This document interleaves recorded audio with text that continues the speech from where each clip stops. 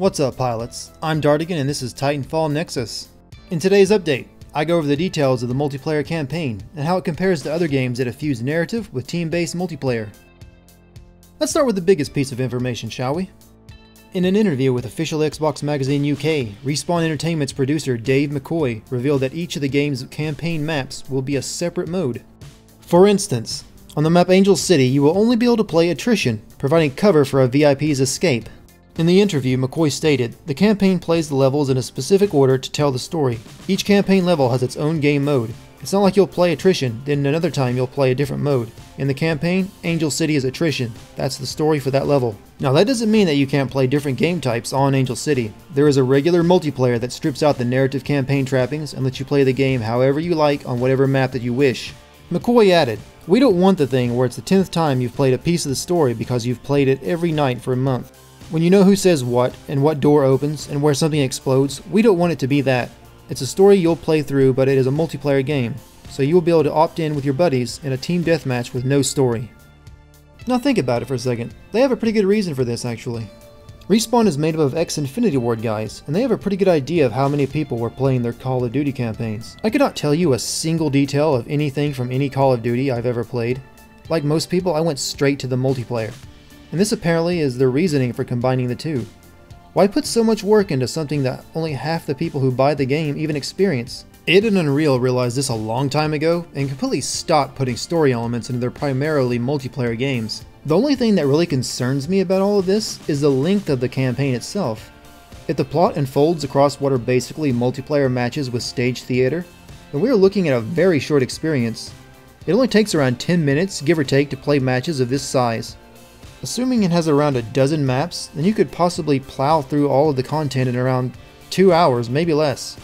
You could make that a bit longer by playing the other faction, but that wouldn't really change much, still the same maps after all. This leads me to believe that we should probably not expect Bioshock Infinite levels of storytelling here. There simply won't be time. It would probably be counterproductive to even try. We have a perfectly good example of a game very similar to Titanfall on paper that tried to do too much with its story and completely failed. And that game was Brink, which brings me to my next segment. There are a handful of games that have combined a single-player experience with multiplayer before Titanfall, some successful, such as Valve's Left 4 Dead franchise, and some not so successful, like Bethesda's Brink come to mind. Both of these two games use character, plot, and scripted sequences to try to make it feel as if you were playing for something more than the numbers on a scoreboard. The execution of this idea was worlds apart between them though. Brink suffered from boring, forgettable characters and tiresome objectives, and its biggest failure was not making use of its best feature, parkour, something Titanfall has no trouble doing. Left 4 Dead succeeded in part because it didn't grab your head, turn you in the direction it wanted you, and said, look at that, isn't it interesting? No, it had confidence in itself. You remember the safe rooms, don't you? You didn't have to read the graffiti or the messages scrawled all over the walls. But I bet you did. Brink didn't have that level of confidence in itself, and it suffered because of it. It used single-player tropes in a multiplayer experience. I have a word that I want you guys to think about. Immersion. Immersion is the only thing that matters when it comes to storytelling in this method. Can the developer make me feel like I'm part of something bigger without having me play the role of single-player chosen one? Players are not going to stand still and watch your NPCs act out a scene. You have to use other methods, other tools. So, I want to go over just a few of those other methods I've noticed in Titanfall that you may not have noticed.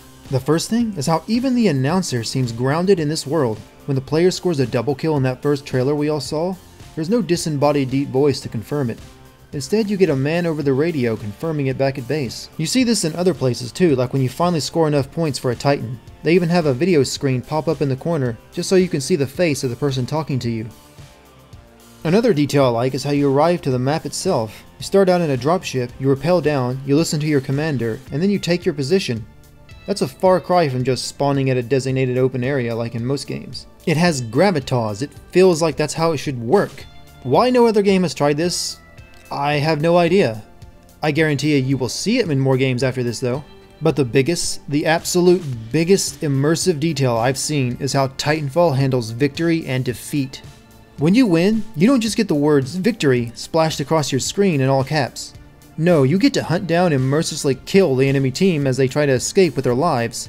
That was the first thing, in fact, that drew me to Titanfall. It's just a little idea, but it adds so much to the experience. And just like the opening where you have an actual entry into the map, I guarantee this will be copied by games to come.